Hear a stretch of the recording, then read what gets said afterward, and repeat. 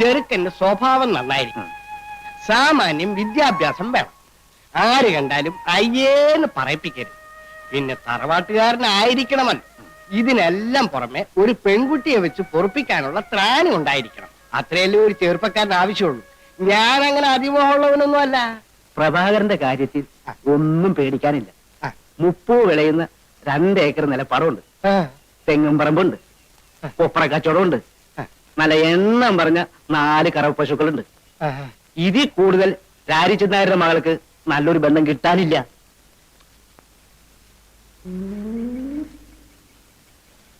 എന്നാ കുട്ടിയെ ഒന്ന് കാണുകയല്ലേ? ഓ, കാണാമല്ലോ. മോളെ സുമതി,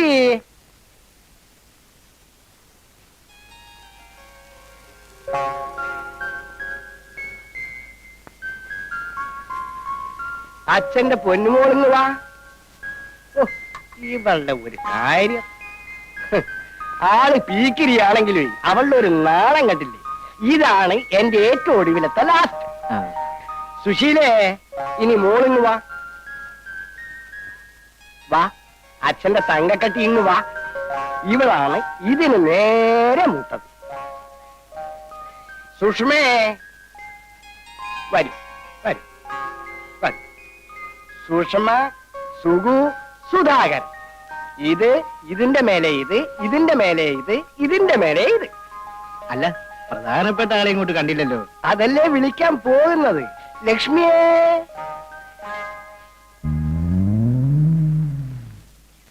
ഇതാണ് എന്റെ ഭാര്യ, കുട്ടികളുടെ അമ്മ. നമ്മൾ കല്യാണത്തിന് ആലോചിക്കുന്ന കുട്ടിയെ വിളിക്കൂ രാജിച്ചെന്നേരെ. വിളിക്കാം. ലക്ഷ്മി, ഇവിടെ കൊണ്ടുപോയിട്ട് അവളെ എങ്ങ അയക്കൂ. കുട്ടികളെല്ലാം പൊക്കോളൂ പൊക്കോളൂ. എണീരടാ അവിടെ. മടി കയറിയിരിക്കാൻ കണ്ട നേരം. അങ്ങോട്ട് ചെല്ലടി. അവർ നിന്നെ പിടിച്ചു നിന്നത്തൊന്നുമില്ല. നിന്നെ കാണാൻ വേണ്ടി വന്നതാണെന്നേ.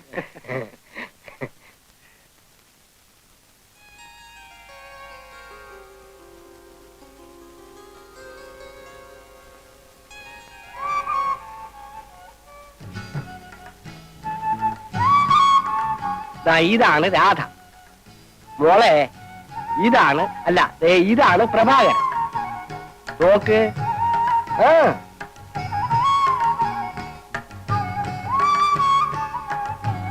നാണം കൊണ്ടാ.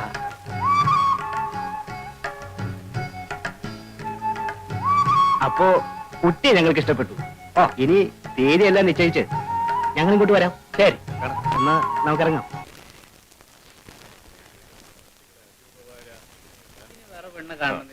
കല്യാണാലോചനയ്ക്കാണ് വന്നത്. എടി, അവൻ എന്താ ഒരു കുറവ്? അഴകില്ലേ, ആരോഗ്യമില്ലേ, 2 ഏക്കർ നിലം, 1 തെങ്ങും പുരയിടം, നല്ല വില നടത്തുന്ന ഒരു കൊപ്ര കച്ചവടം. ഇതൊന്നും നിന്റെ കണ്ണിന് പിടിക്കുന്നില്ലല്ലേ? അപ്പൊ പശുവും തൊഴുത്തുവോ? അത് വേറെ. എനിക്ക് വേണ്ടെന്ന് വെച്ചാ വേണ്ട. 1 2 അല്ല, 26ാമത്തെ ആലോചനയായത്. ഇതും നിനക്ക് വേണ്ടാന്ന് വെച്ചാ പച്ചവെള്ളം ഞാൻ തരത്തില്ല. എന്റെ ലക്ഷ്മി കുട്ടി, നീ കിടന്ന് തിളയ്ക്കാതെ. 8ഉം 8ഉം തിരിയാത്ത കൊച്ചിനോട് വർത്താനം പറയുന്ന രീതിയാണത്. എന്റെ മോളോട് ഞാൻ പറയാം. അച്ഛന്റെ മോളെ, മോള് ആ പയ്യനെ ശരിക്കും കണ്ടോ? നല്ല സിനിമാ നടനെ പോലെ ഇരിപ്പില്ലേ? ആരെപ്പോലായാലും എനിക്ക് വേണ്ട. എന്റെ മോളെ, നീ ഇങ്ങനെ വാശി പിടിച്ചാൽ അച്ഛൻ ചങ്ക് പൊട്ടി ചത്തുപോകും. നിനക്കിളയതില്ലേ 3 4 കൊച്ചുങ്ങൾ? നിങ്ങൾ ഇങ്ങനെ ഇരുന്ന് പുന്നാരം പറഞ്ഞിട്ട് അവള് തലയെ കയറുന്നത്. വല്ലവനുമായിട്ട് പ്രേമവും കുന്തമുണ്ടെങ്കിൽ മനസ്സിലാക്കാം. വരുന്ന ഒരുത്തനെ അവൾക്ക് പിടിക്കൂല. എടി, സത്യം പറ, നിന്റെ ഉള്ളിലിരിപ്പ് എന്താ? കല്യാണത്തൊക്കെ പട്ടണത്തിൽ നിന്ന് വരണം. ചേച്ചി പട്ടണത്തിലേക്ക് കൊണ്ടുപോകണം. ചെക്കൻ പാന്റ് ഷർട്ട് ഇടണം, ഇംഗ്ലീഷ് പറയണം, പരിഷ്കാരം വേണം, സിഗരറ്റ് വലിക്കണം,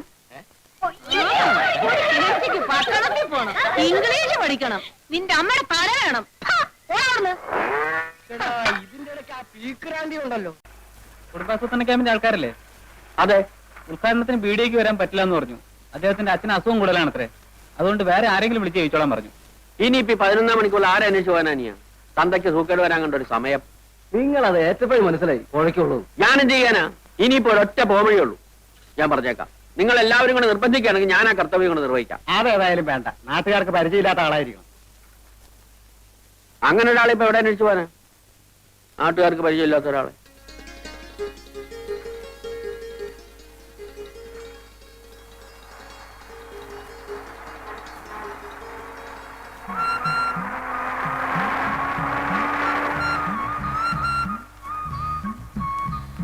ഈ വില്ലേജ് ഓഫീസിലേക്കുള്ള വഴി ഏതാ?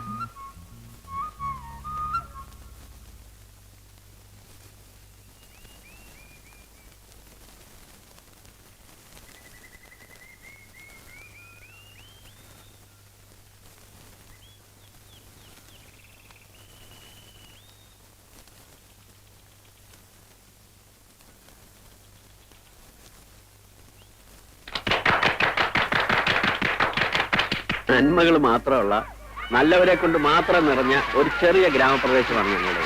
സാർ ഒന്നുകൊണ്ട് കുട്ടികൾ നിശബ്ദരായിരിക്കൂ, നിശബ്ദരായിരിക്കൂ. കുട്ടികൾ ഇങ്ങോട്ട് കയറിക്കോ. ഇവിടെ ഇരിക്കാം.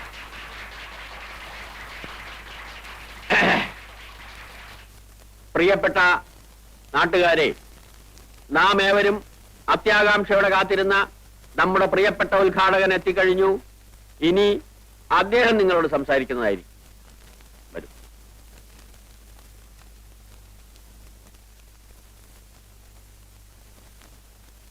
പ്രിയപ്പെട്ട സഹോദരന്മാരെ, സഹോദരികളെ, നിങ്ങൾക്ക് നമസ്കാരം. ഈ കുടുംബം എന്ന് പറയുന്നതാണല്ലോ കുടുംബാസൂത്രണത്തിന്റെ ഒരു ഇത്. അപ്പൊ ഒരു കുടുംബത്തിൽ ഒരു കുടുംബനാഥൻ, കുടുംബനാഥ, ബാക്കിയുള്ള അങ്ങനെ. അപ്പോ കുടുംബം എന്ന് പറഞ്ഞാൽ അങ്ങനെ ഇരിക്കുന്ന ആ സന്ദർഭത്തിൽ കുടുംബത്തിൻ്റെതായിട്ടുള്ള ഒരു സൂത്രമാണ് ഈ കുടുംബാസൂത്രണം. അപ്പോ ഈ കുടുംബപരമായിട്ടുള്ള കുടുംബത്തിൽ കൂടുതൽ കുട്ടികൾ ഉണ്ടായാലുള്ള കഷ്ടപ്പാടുകളെ കുറിച്ച് ഞാൻ ബുദ്ധിമുട്ടേണ്ടതില്ലല്ലോ. ചുരുക്കത്തിൽ കുടുംബം, കുടുംബനാഥൻ, കുടുംബിനി, കുടുംബാസൂത്രണം. അപ്പോ കുടുംബാസൂത്രണത്തെ കുറിച്ച് ഇതിൽ കൂടുതലായി ഞാൻ നിങ്ങൾക്ക് പറഞ്ഞു തരേണ്ടതില്ലല്ലോ. ഞങ്ങളുടെ മാനം രക്ഷിച്ചതിന് വളരെ നന്ദി. നിങ്ങൾക്ക് എന്റെ നമസ്തേ.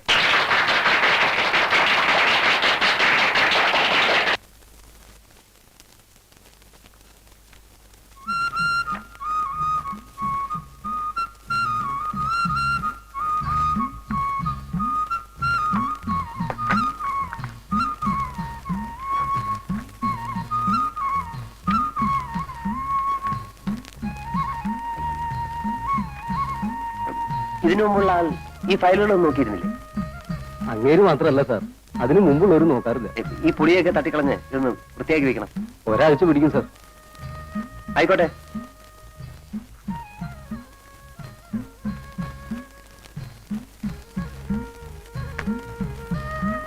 ദേവുണ്ടോ? ആ ഉണ്ട്.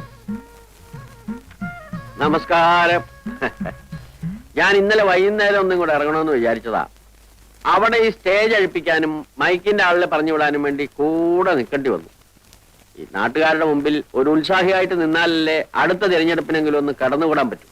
അപ്പോ തെരഞ്ഞെടുപ്പിനൊക്കെ നിൽക്കാറുണ്ടല്ലേ? ഉണ്ട്. പ്രായപൂർത്തി വോട്ടവകാശം തുടങ്ങിയ അന്ന് മുതൽ ഇന്ന് വരെയുള്ള എല്ലാ തെരഞ്ഞെടുപ്പിലും ഞാൻ മത്സരിച്ചിട്ടുണ്ട്. പക്ഷെ ഒരു പഞ്ചായത്ത് മെമ്പർ ആവാൻ പോലും ശങ്കരനായർക്ക് സാധിച്ചിട്ടില്ല. നാട്ടുകാരുടെ ഭാഗ്യദോഷം, അല്ലാതെ എന്ത് പറയാനാ, അല്ലേ സാറേ? അപ്പോ താമസമൊക്കെ ഇവിടെ തന്നെ ആക്കിയല്ലേ? അതാ ഇപ്പൊ ഒരു ബുദ്ധിമുട്ട്.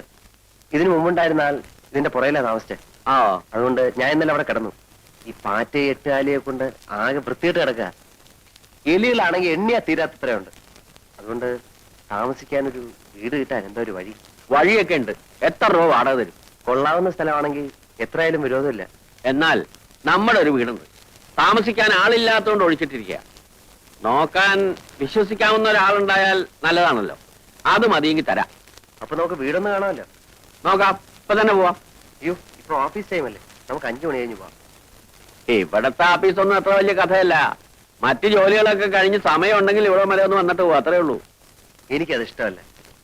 ചെയ്യുന്ന ജോലിയോട് നീതി പുലർത്തണമെന്ന് നിർബന്ധമുള്ള ആളാ ഞാൻ. അതുകൊണ്ട് ശങ്കരൻ നായർ 5 മണി കഴിഞ്ഞ് വരും. പോകാം. അപ്പൊ എങ്ങനെയാ, ഇത് മതിയോ? കൊള്ളാം. പക്ഷെ ആ കൂടെ ഒന്ന് വൃത്തിയാക്കാനുണ്ട്. അതൊക്കെ നമുക്ക് നാളെ ശരിപ്പെടുത്താവുന്നേ ഉള്ളൂ.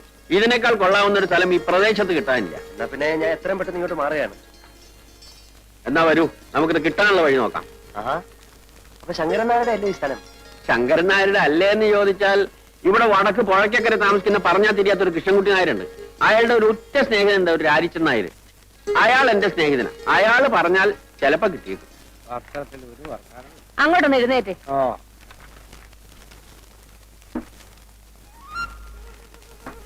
ദേ, ഇതാണ് രാജിച്ചൻ നായരുടെ വീട്. അവിടെ ഉണ്ടാവും. ആ, ലക്ഷ്മിക്കുട്ടി, ആ ശങ്കരൻ നായർ ഒരാളെയും കൂട്ടി വരുന്നുണ്ട്. ചിലപ്പോ കല്യാണാലോചനയ്ക്കാവും. നീ പോയിട്ട് കുറച്ച് കാപ്പി ഇട്ടേ. ആ വരൂ വരൂ. ഇതാണ് ഞാൻ പറഞ്ഞ രാജിച്ചൻ നായർ. നമസ്കാരം. ഇദ്ദേഹത്തിന് മനസ്സിലായോ രാജിച്ചൻ നായർക്ക്? മനസ്സിലാക്കാൻ എന്തിരിക്കുന്നു? ശങ്കരൻ നായരല്ലേ കൂട്ടിക്കൊണ്ടുവന്നത്. മോശക്കാരനായ ഒരാളെയും കൊണ്ട് എന്റെ വീട്ടിലേക്ക് വരൂ. പേരെന്താ? വിനയൻ. നല്ല പേര്. നമ്മുടെ വില്ലേജ് ഓഫീസിൽ പുതിയതായിട്ട് വന്ന സാറാ. ഓഹോ. സാറിന് താമസിക്കാൻ സൗകര്യമുള്ള ഒരു വീട് വേണം. അപ്പോ ഞാൻ ആ അമ്പലപ്പറമ്പിന്റെ പിന്നിൽ ഒഴിഞ്ഞു കിടക്കുന്ന നമ്മുടെ കൃഷ്ണൻകുട്ടി നായരുടെ വീട് അത് കാണിച്ചു കൊടുത്തു. പിടിച്ചോ? ആ പിടിച്ചു. ഒന്നിങ്ങി വന്നേ. കാപ്പിയുടെ കൂടെ പലഹാരം വല്ലതും കൊടുക്കണോ? എന്റെ ലക്ഷ്മിക്കുട്ടി, കാപ്പിയും വേണ്ട പലഹാരവും വേണ്ട. അയാള് വില്ലേജ് ഓഫീസിലെ ഒരു ഉദ്യോഗസ്ഥനാ. വീട് അന്വേഷിച്ച് നടക്കുക. അപ്പോ വീട് പിടിച്ചു അല്ലേ? അതെ. അത് കൃഷ്ണൻകുട്ടി നായരെ കണ്ട് രാജിച്ചൻ നായർ ഒന്ന് ഏർപ്പാടായി കൊടുത്തു. താൻ ഒരു പൊതുപ്രവർത്തകനല്ലേ ശങ്കരൻ നായരെ? എന്നെക്കാണ് എളുപ്പം തനിക്കല്ലേ? ഞാൻ പറഞ്ഞ ആള് കേൾക്കില്ല. അല്ല, കുറ്റം എന്റെ ആണെന്ന് തന്നെ വെച്ചോളൂ. എന്ത് പറ്റി? ഇവിടെ കനാല് പണിക്ക് വേണ്ടി വന്ന 5-6 പേർക്ക് 1 മാസത്തേക്ക് താമസിക്കാനായിട്ട് മനക്കിലെ വീട് ഞാനൊന്ന് ഏർപ്പാട് ചെയ്ത് കൊടുത്തു. ജോലി കഴിഞ്ഞാൽ പണ്ടാരങ്ങൾ പോകണ്ടേ? കുടിയടപ്പാവകാശം വേണമെന്ന് പറഞ്ഞ് സമരമായി ബഹളമായി അതിന്റെ കൂടെ കൂടാൻ കുറെ നാട്ടുകാർ. അവസാനം എന്തു പറ്റി? വീട് അവരുടെ പേരിൽ എഴുതി കൊടുക്കേണ്ടി വന്നു. ശേഷം പേർക്ക് മനക്കിലെ പള്ളി ചവിട്ടാനും വേണം. ഇതാണ് നമ്മുടെ നാടിന്റെ ശാപം. ഗാന്ധിജി വിഭാവനം ചെയ്ത ഇന്ത്യ ഇനിയും എത്രയോ ദൂരെയാണ്. ഓ, വരുന്നുണ്ട് ദുശ്ശകുനം.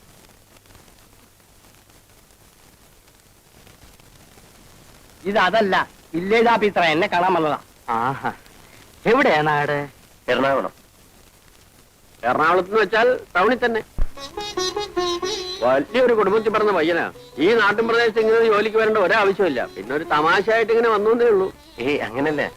ജീവിതത്തിൽ കുറച്ച് പ്രിൻസിപ്പിൾസ്, കുറച്ച് ആദർശങ്ങളൊക്കെ ഉള്ള ആളാ ഞാൻ. എനിക്ക് എന്റേതായിട്ടുള്ള ചില ഇഷ്ടങ്ങളുണ്ട്. ഏതായാലും വീട് ഇഷ്ടമായല്ലോ. കൃഷ്ണൻകുട്ടി ആരെ കണ്ട് ഞാൻ ഏർപ്പാടാക്കി തരാം. പക്ഷെ സ്ഥലമൊക്കെ ഒന്ന് വൃത്തിയാക്കണം. എങ്ങനെയാവോ വേണ്ടത്?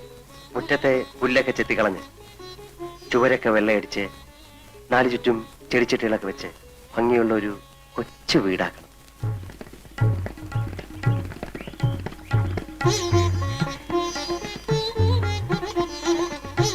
എങ്ങനെ?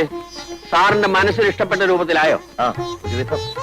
വസണി, സാധിച്ച ഒരു കിളിക്കൂട് സംഘടിപ്പിക്കാൻ തിരക്കില്ലായിരുന്നു. കിളിക്കൂടോ? അതെന്തിനാ? ഈ ജനലിനരിയിൽ കെട്ടിത്തൂക്കിയിട്ടാൽ രാത്രി അതിൽ കിളികൾ വന്നിരിക്കും. പുലർച്ചയ്ക്ക് അവയുടെ ശബ്ദം കേട്ട് എനിക്ക് കൊണ്ടുവരാം. അതിനൊരു ടൈം പീസ് വാങ്ങിച്ചാ പോരെ? അലാറം വെച്ചാ മതിയല്ലോ. ഏയ്, അതല്ല. അപ്പോ ഈ ആഹാരത്തിന്റെ കാര്യത്തിൽ എന്താ കണ്ടിരിക്കണേ? എന്റെ വീട്ടിൽ നിന്ന് കൊടുത്തേക്കാം. അയ്യോ, വേണ്ട മാവാ. അമ്മായി വെക്കുന്നൊന്നും സാറിന് ഇഷ്ടപ്പെടില്ല. ചേട്ടന്റെ വീട്ടിൽ നിന്നാകാമല്ലോ. ഒരു വിരോധമില്ല. പക്ഷേ അയ്യോ, അതൊന്നും വേണ്ട. ആഹാരം സ്വയം പാകം ചെയ്ത് കഴിക്കുന്ന എനിക്കിഷ്ടം. വീട്ടിലാവുമ്പം അതൊന്നും നടക്കില്ലായിരുന്നു. ഇവിടെ ആവുമ്പം നമ്മുടെ ഇഷ്ടം പോലെ ആകാമല്ലോ. പിന്നെ രാവിലെയും വൈകിട്ടും കുറച്ച് പാല് കിട്ടിയാൽ മതി. ആട്ടും പാലാണെങ്കിൽ കൂടുതൽ സൗകര്യം. ആട്ടുംപാൽ ഇപ്പൊ എവിടെ നിന്ന് കിട്ടാനാ? പശുവും പാലാണെങ്കിൽ എന്റെ വീട്ടിലുണ്ട്. 2 നേരവും കുട്ടികളുടെ കയ്യിൽ ഞാൻ കൊടുത്തേക്കാം. സാറിന് ആട്ടും പാലാണ് ആവശ്യം. അത് സാറ് ഇടുന്നെങ്കിലും. അല്ല, പശുവും പാല് മതി. കിട്ടാൻ എളുപ്പം അതാണല്ലോ. അതാ നല്ലത്. അപ്പോ ആ കാര്യം രാജിച്ചൻ നായർ ഏറ്റു ഇല്ലേ? ഏറ്റു. ഇനിയിപ്പോ ഞങ്ങൾ എന്തെങ്കിലും ചെയ്യുന്നതായിട്ടുണ്ടോ? ഇത് തന്നെ വലിയ ഉപകാരം. മനസ്സിലുണ്ടെങ്കിൽ ജോലി, മനസ്സിലുണ്ടെങ്കിൽ ഗ്രാമം, നല്ലവരായ ആൾക്കാർ. ഇതിൽ കൂടുതലൊന്നും എനിക്ക് വേണ്ട.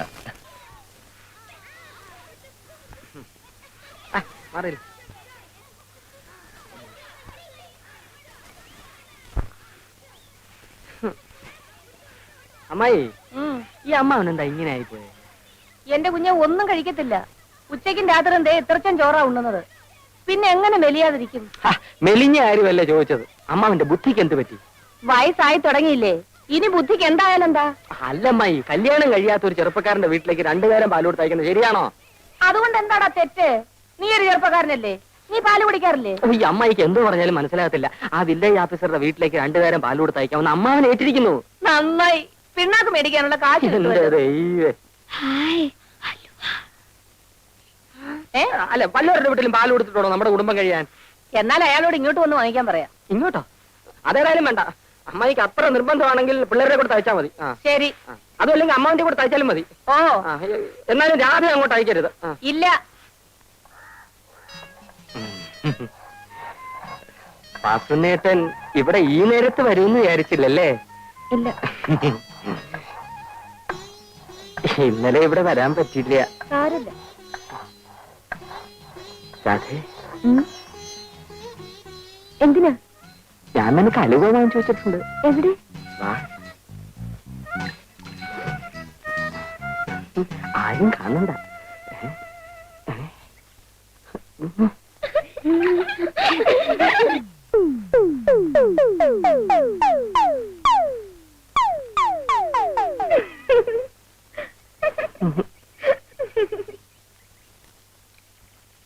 വാസനേട്ടാ, നാളെയും കൊണ്ടുവരുമോ?